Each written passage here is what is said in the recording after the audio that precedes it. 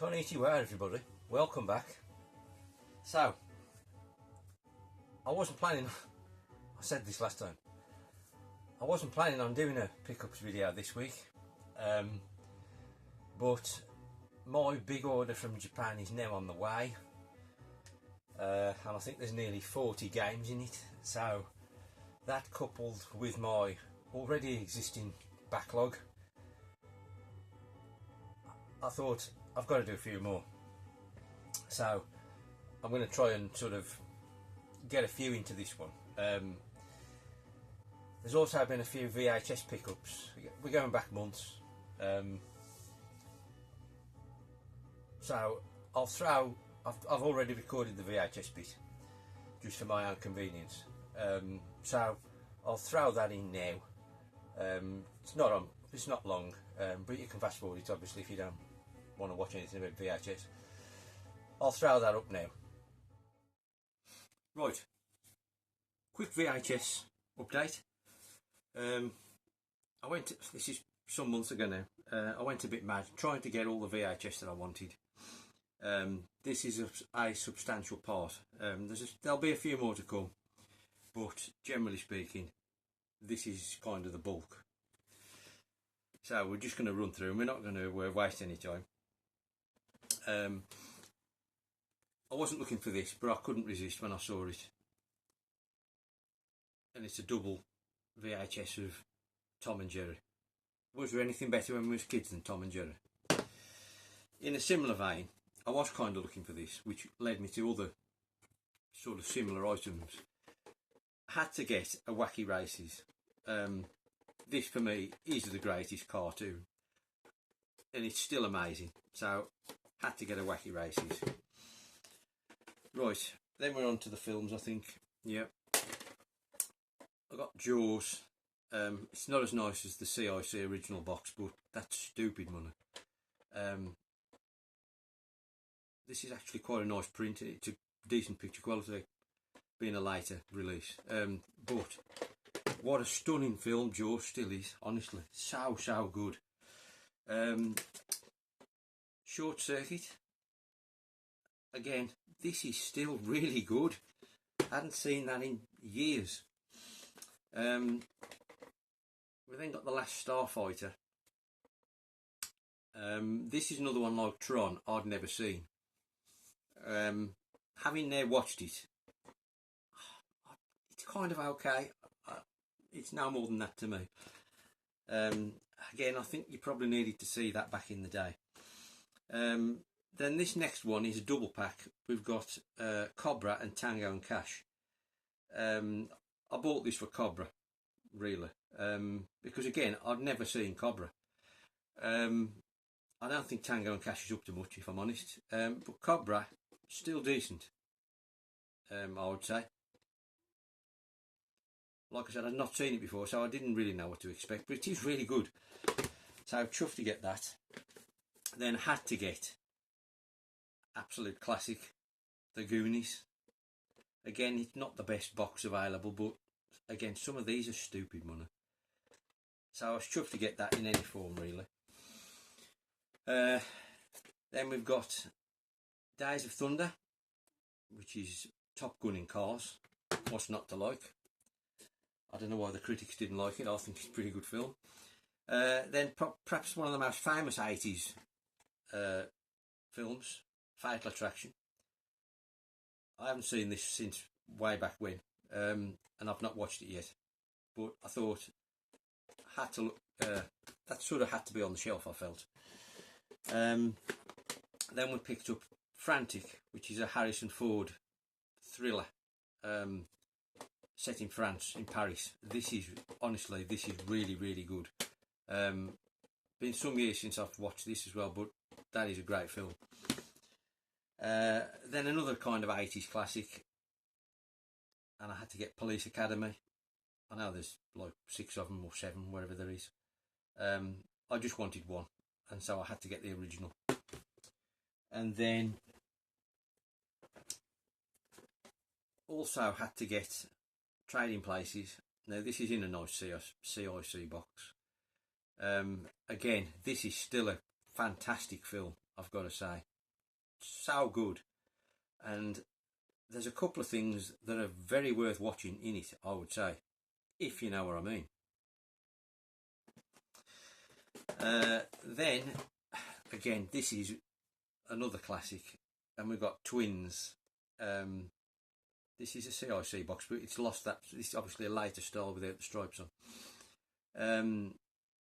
Again, this is still really good. And then the last one in this bunch, I've been after this for some time. It always seems battered or expensive, or the tape's mouldy. Took me ages to find a decent one. Anyway, finally got Ghostbusters. Again, one of the sort of quintessential 80s films, and it's still amazing, isn't it? So absolutely chuffed to get Ghostbusters. And that will do for the latest VHS update, I think. So that was the VHS I've collected. There'll be a few more going forwards, but not that many. From where I sit now, like, you haven't seen everything, but you know, the VHS, as far as I'm concerned, my list is complete. Not saying I won't buy anymore, but the ones I wanted, I've got. So, a few more pickups. Now there's something for everything, something for everyone here, really. Right from the dawn of time up until brand new. So, I think we'll start with the newest. And like I say, these are new games. Newish. New for me, new. And first one we've got is a PS4 game. Now I've seen this about, and I've been hoping to drop on it in a local CEX. Unfortunately, never have. There never seems to be many in stock from what I can make out. I don't think it's rare or anything, they just never seem to get it. So anyway, I finally bought new Joe and Mac Caveman Ninja. This is obviously like a modern update of the old SNES game. But I thought it looked quite cool. I've not tried this yet, so I've no idea if it's any good, but it does look nice on the box. So I don't know, is it worth playing, or should I just sell it on without even trying it? It does look, you know, it does look really nice. Proper old school style platformer with obviously modern, nice looking cartoon graphics. So that's Joe and Mac. Then we've got 3 Switch games. This first one, I'm way late to the party with. It's been out over a year, I think. Could be longer, I don't know. Time goes that fast.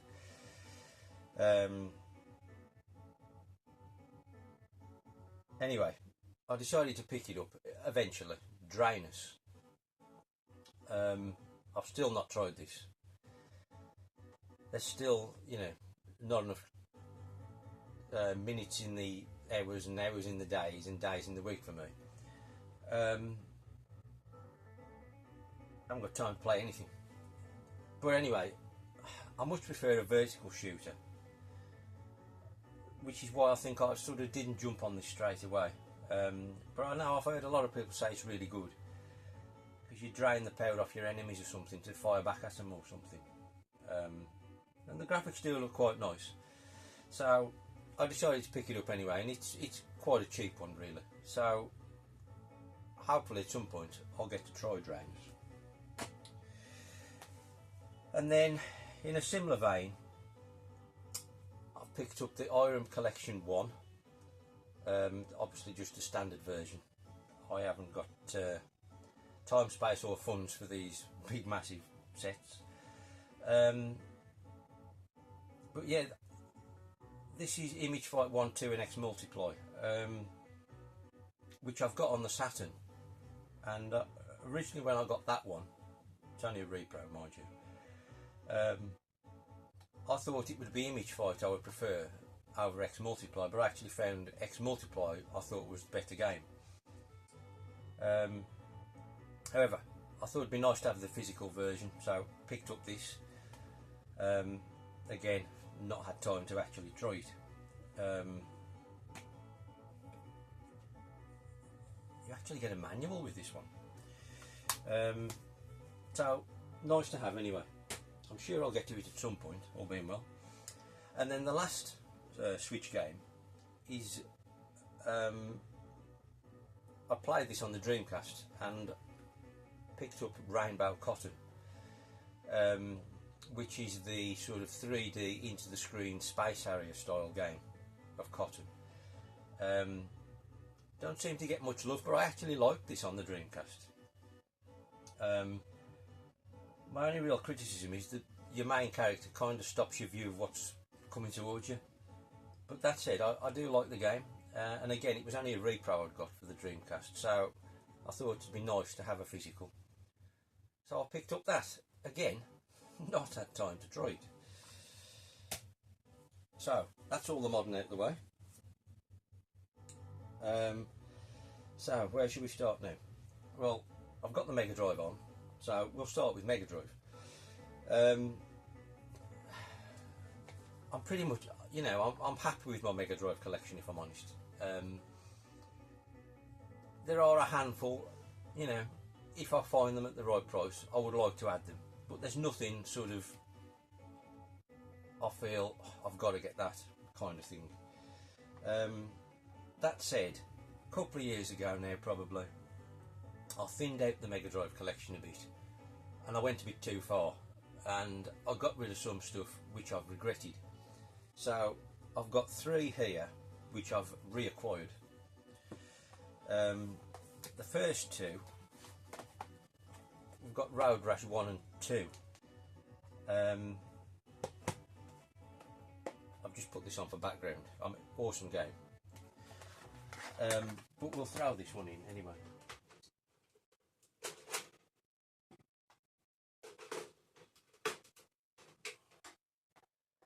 But yeah, I was actually looking for Road Rash 1, because that's what I had back in the day. That's what I've got nostalgia for, and that's my favourite of the 3 Mega Drive games. Not to say they're all good, because you know they've all got their merits, but for me, this is the best one. But I was in Hidden Chests one day, and Dana had got Road Rash 2 on the shelf. It was in nice condition, good price he offered it me for, so I decided to buy it. And then, obviously, like buses, I then dropped on the first one only a few days later, so I've now ended up with both, which is no bad thing, to be honest. I don't mind. I don't want number 3 because I didn't like the look of that one. But I am, you know, I'm delighted to have those 2 back, but particularly that one because that's the one I wanted. And it's a fantastic game. Why has nobody remade a modern Road Rash? I know there's that one on the Xbox, but it's not really like Road Rash. Why has nobody done a modern sort of HD version of this? It's bound to be terrible because it'd be full of story mode, which who wants that? So you're never going to recreate this, I don't think, but it'd be nice to see somebody try. However, we've gone off on one. Road Rash, fantastic. Then the last Mega Drive game I've picked up, again, is one of these that I shouldn't have sold, and unfortunately it's also one of these that since I sold it the prices seem to have gone through the roof. It's probably now about double what I sold it for a couple of years ago, and as a result it's really pained me to get it back, because knowing you've sold it for X amount, you then don't want to pay Y amount. So I kind of put it off, and then I was looking in Japan, and it was dear even from there. And then I chanced upon this one. Wasn't mega cheap, but it was slightly under where I felt was market value. And I got a feeling, I don't know if I watched it and had an offer, and it was not much off, but you know, like might have been a fiver off. And it looked in nice condition, so I decided to grab it. And it's Juju, aka Toku. And this kind of got to prominence because of picking up the Famicom one, which is magnificent. And that made me think, I really shouldn't have sold Toku, I really need it back. So I bought it back.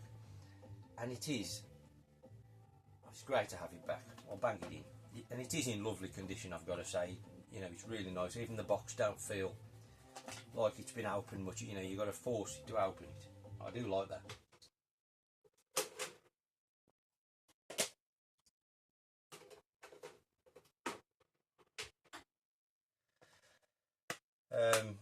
So yeah, I'm delighted to have it back. It's been years since I played this. I can't really remember much about it, to be honest. But I think they changed the Mega Drive one up a bit, didn't they?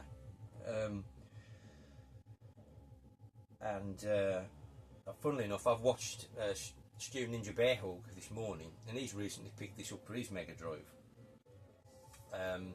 Go check out Ninja Bearhawk if you haven't already. Awesome dude and channel, and he's got some great plans going forward. So I'll stick a link in the description below. If you've not checked him out, go check him out. He's an old school YouTuber who, unfortunately, because I wasn't around in the old days, I've only learned of since he's come back. Anyway, back to the plot. Toki. This is displaying as Toki because I'm playing it in my Genesis rather than a Japanese console.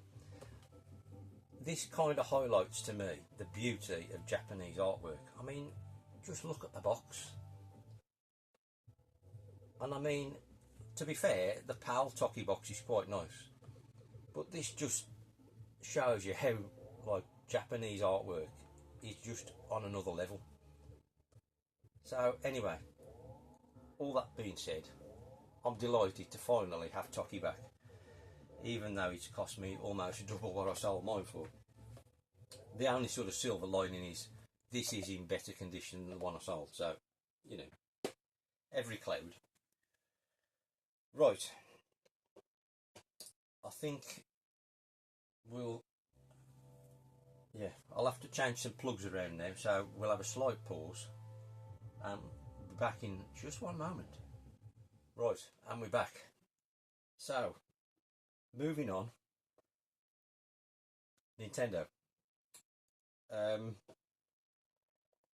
Super Famicom pickups have slowed down to almost a stop, because I feel, you know, there are some I would like to buy, ideally, but there's nothing that I'm sort of desperate to buy, if you like. We'll just see where it goes in the future. As with most things now, after this shipment comes in, I am there on all my collections. It's just adding bits and pieces that I quite fancy in the future, or maybe upgrading, or, you know, things like that. Anyway, I do like a golf game, and in particular an arcade golf game. And so I saw this one up for sale on the Super Famicom, and it was listed as new. And I thought, yeah, likely story. Anyway, I bought it. It was cheap. I bought it, and to be fair, it's come, and I think it is new. It must be new old stock because it looks like it's untouched. Anyway, I've picked up Super Birdie Rush. Quite simplistic artwork on this one, I'd have to say, but like I say, it's in mint condition. And I had a quick look at the footage, and it's kind of, it looked a very simplistic sort of top-down golf game, but it looked kind of cool, so I thought I'll take a risk.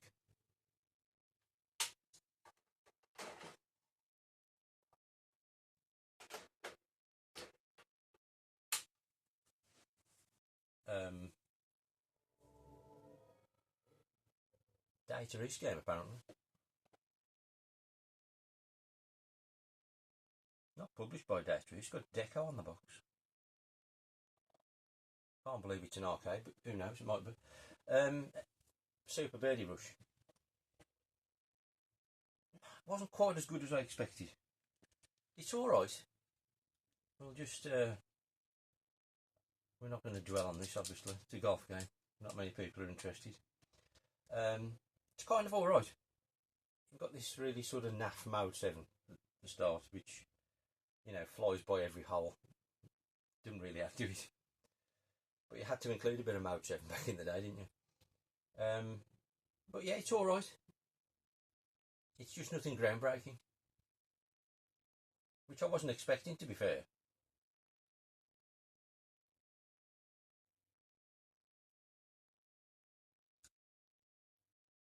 It's just a good, honest, sort of simple golf game.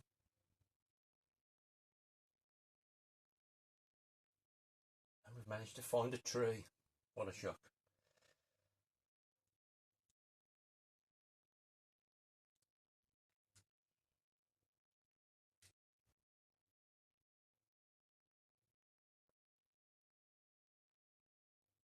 It's alright. I seem to remember the putting wasn't quite so good.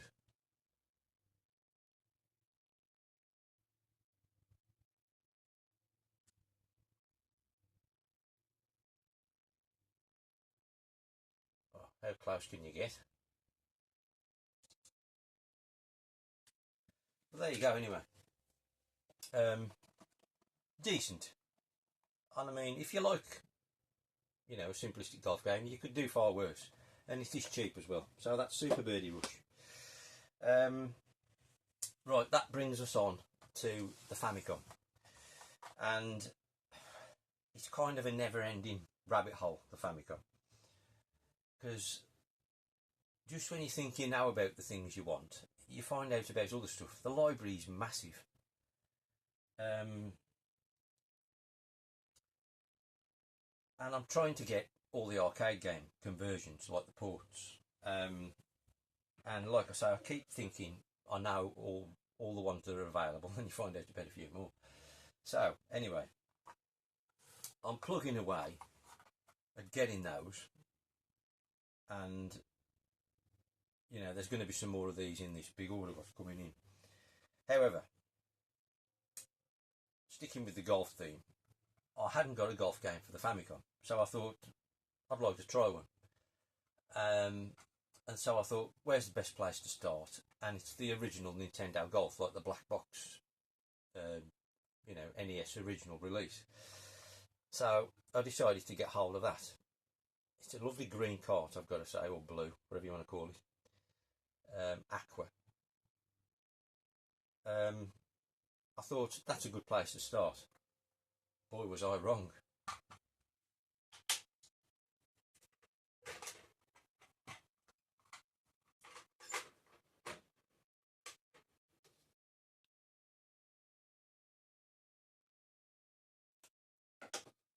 Whatever you do not buy this game. It is atrocious. There is absolutely no help in letting you play this game with any proficiency. There's no like help with yardages or, you know, distances, clubs. It's potluck, total potluck. It's a horrendous game. Do not buy it. So fortunately, it was only cheap, so it wasn't much money wasted. But you know, that Nintendo moved the golf game on considerably after this. You know, the Game Boy ones are magnificent. This isn't. Right, moving swiftly on. Next one I picked up is Spartan X, which is Kung Fu Master.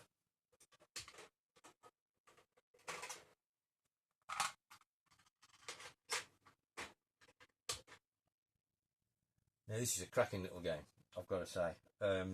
Again, it's one of the original black box games, isn't it? Really, really good. I mean, it's pure basic, sort of simplistic fun, isn't it, Kung Fu Master? It's a bit weird walking that way, personally, but, you know, you get used to it. It's a good version. Looks and plays good. and it's dirt cheap. You can't go wrong with this. Next up, we've got Mappy Kids, which is one of these later, larger Namco carts. Obviously, I sort of fell in love with the original Mappy on the arcade. You know, sort of 18 months ago, and it's a fantastic game. And so I had to get the other Mappy games you can get for the Famicom, Mappy Land, and this is the other one I was on my list, Mappy Kids.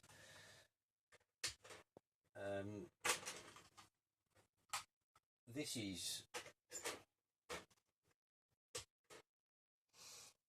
it's nothing like Mappy, to be honest. It's more of a cash in on the name, I would say, because it's a basic sort of side-scrolling platform game, if I'm honest. It's nothing really like Mappy. You've got like an overworld Mappy, sort of like Mario. I've kind of tried to turn the Mappy franchise into Mario, really. You know, it's all right. There's nothing wrong with it. It's just nothing.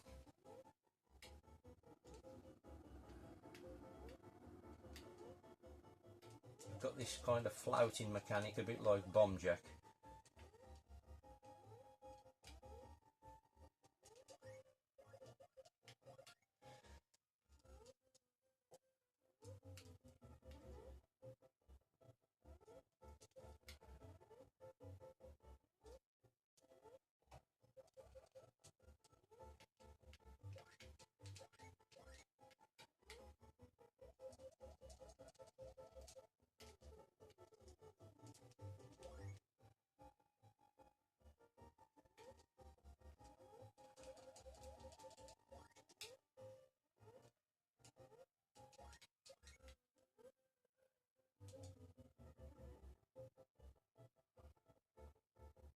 In the end, you get to your little mouse hole.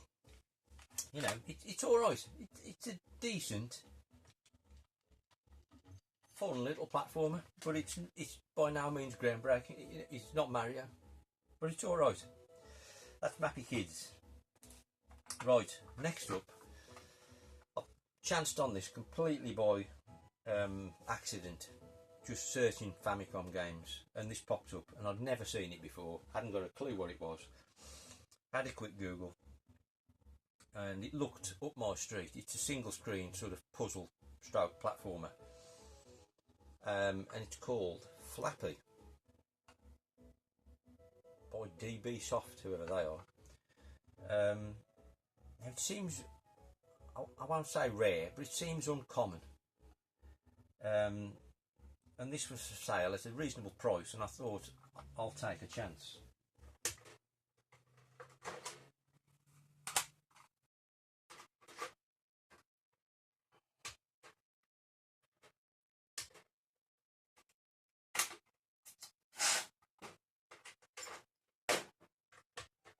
If in doubt, blow on the cartridge.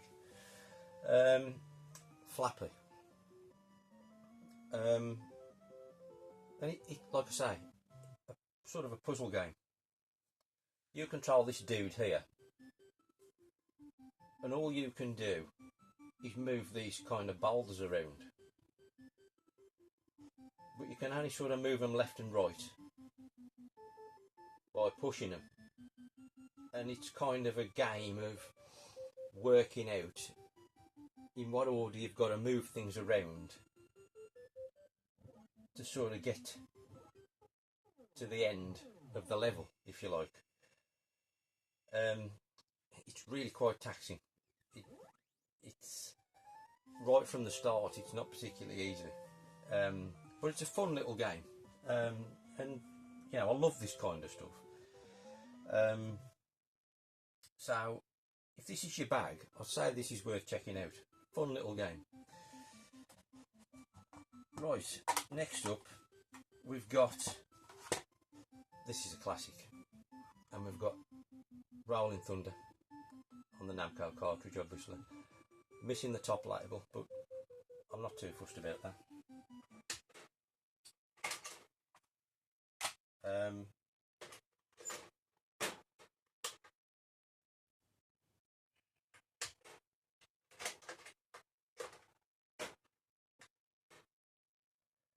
Yeah, this is fantastic. I don't think I'd ever played the original one before, and I first played it on one of the cabinets and thought this is really good actually. I thought I need to get the Famicom version, plus obviously it's another coin-op port, and I've got to say this is tremendous. A great, cracking version on the Famicom. I mean, it's a great game as well, but this is top draw. Highly recommend this.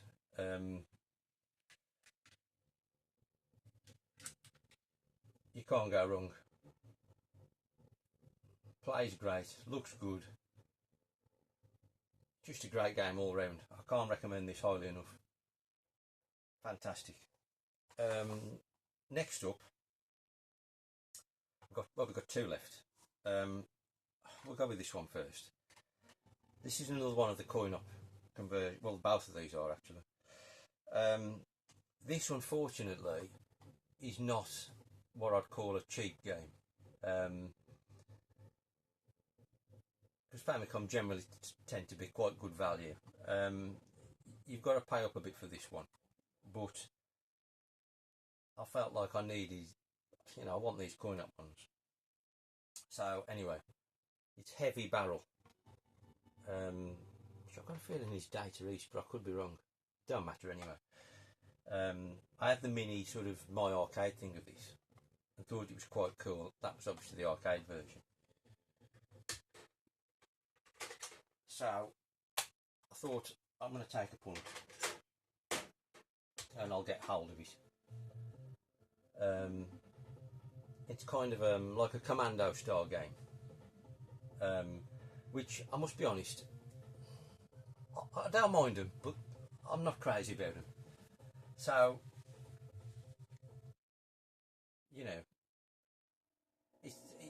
I'd have liked it to have been cheaper really. I don't think, for me anyway, I don't think it's worth the money you've got to pay for it. There's nothing wrong with it. If you like a commando style game, they're just not my favourites personally. But it's a reasonably good one, I'd say, if you like that kind of thing. But if you're kind of a bit on the fence,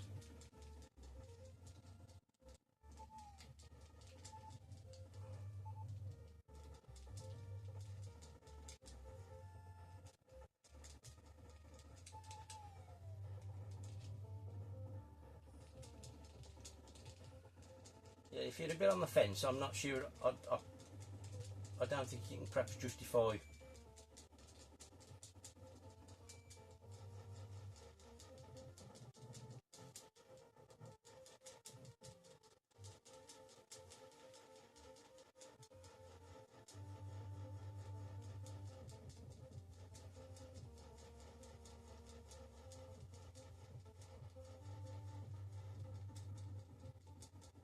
I don't know actually. I do quite like it. That said, it's quite good. This I don't know if it's worth what it goes for, but it's not a fortune or anything. It's quite a bit. It's on the pricey side for Famicom, and that's all I'm saying. But it's decent. You've got to judge whether it's worth the money for you, really. At the end of the day. Last one. 1943. Obviously, Capcom classic vertical shooter. Had to get this. This is another one that's not like mega cheap, but it's not crazy prices either.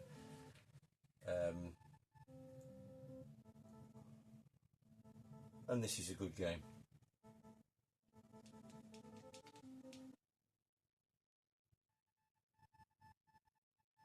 I'll just show you a small amount of footage, but I'm sure you've played 1943. Press the smart button by accident.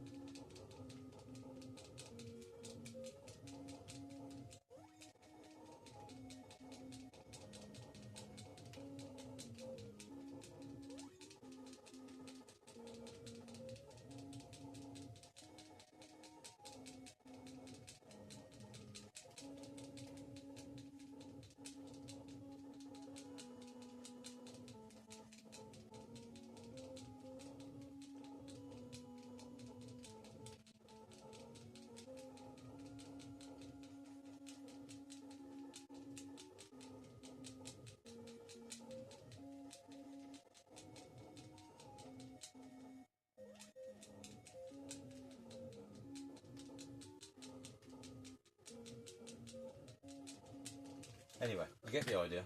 It's good. Definitely recommend this one. Right, that's all the Famicom. So I think now we've got a bit of sort of even older stuff, but I need to move positions. So quick pause and we'll be back in a moment. Welcome back to Retro Corner. So the last few pickups,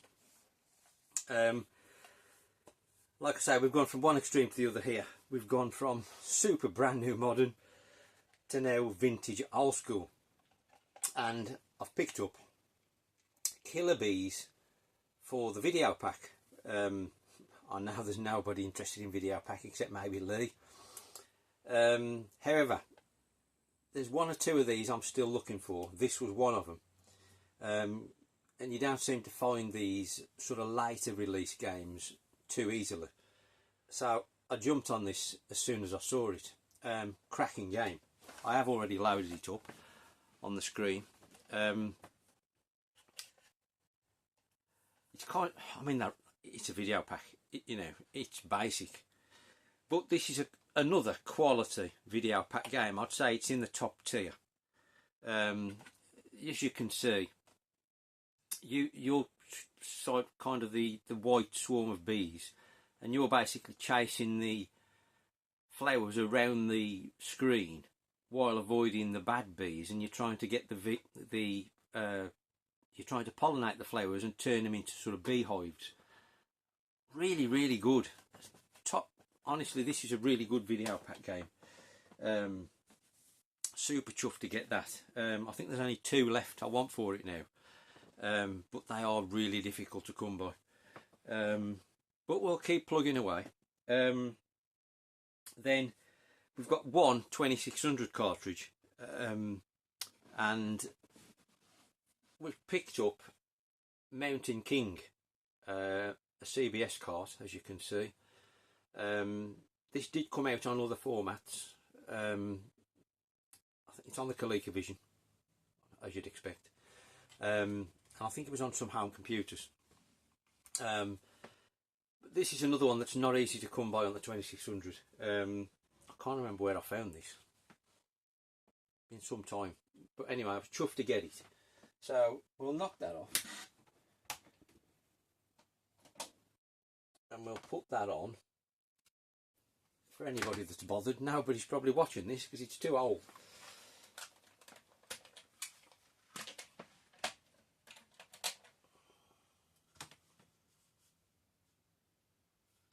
If we can find the right channel. There we go. Yeah, so this is another, this is a kind of a platform game. And it's kind of, when I was looking into 2600, this one really piqued my interest. I thought that sounds bang up my street. So basically, I don't know if it's not doing anything, is it? Basically, you're this little dude here. Hang on a minute. See if we can get it going. You're this little dude here, and you've got to collect, these are diamonds, these white things, and it's kind of a,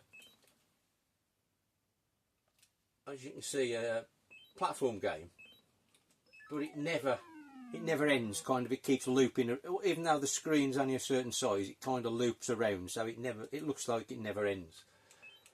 And you've basically got to collect enough of these points by collecting these diamonds, and there are some treasure chests which you can use a flashlight to see, like that. And you've basically got to get enough points to then sort of steal a golden crown, and then you've got to get back to the top of the mountain and escape with this crown. But then the further you go down, the more dangers lurk, and if you get to the bottom, and on the very bottom level there's like a huge spider that chases you. Obviously if he gets you, he kills you.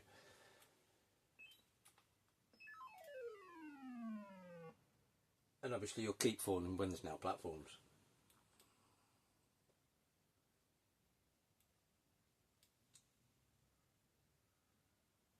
And like I say, you've got to escape with this crown is the aim of the game. See if we can just get to the bottom, and so you can see the jeopardy of the giant spider. That's the crown where you're trying to steal the crown, and there's the giant spider who chases you and kills you. Really quite a good game. Chuffed to add that one to the list. There's still sort of half a dozen I'm after, but again, so difficult. And then the last pickup, and this has kind of come from sort of getting into Atari really. I decided to pick up the 400 Mini.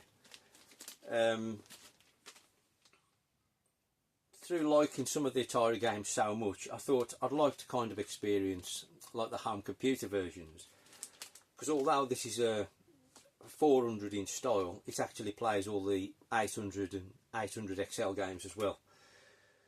There are so many, 25 built in, but I've bought a memory card for it now, and it's got like a full library on it. I was hoping, see, when I knew this when it came out last Christmas, was it? I thought I'm not jumping on it because they'll reduce it in price like the 2600 plus. And it has come down in price, but it's never got to sort of dirt cheap levels, and at some point it got reduced. I think it was, I can't remember now, £70 maybe, was it? Something like that. I decided to pull the trigger. Really glad I did. There's some really good games on here, and I'm chuffed to have it. And it like, you know, I do like these mini consoles, and they're so small, you know, they don't take up any space, and I've got that lined up nicely, sort of where I've got my new Spectrum setup, and it kind of fits in nice. And honestly, there's some really, the Atari computers, they were serious stuff. You know, I never knew anybody who had one at the time. You know, I had my Specky. It was all Specky Commodore here, wasn't it? Obviously in America it was probably a lot of Atari stuff, and TI-99. But I've been really impressed with what I've played of that so far. It's a cracking little system, and like I say, so many games on it. And obviously being Atari, there's loads of like arcadey type ports and stuff. You know, you might have played on the 2600, but obviously a better version. And so, really chuffed to get that. Kind of a surprise hit, if you like, that was for me. Absolute winner, in my eye. But anyway, that'll do for today. We've jumped around 2 or 3 times. 4 times is it even? Anyway, so a bit of variety, something for everybody. Let me know what you think about any of that lot, and there might be another pickups video next week, who knows. But thanks for watching anyway. Drop us a comment. See you shortly. Sayonara.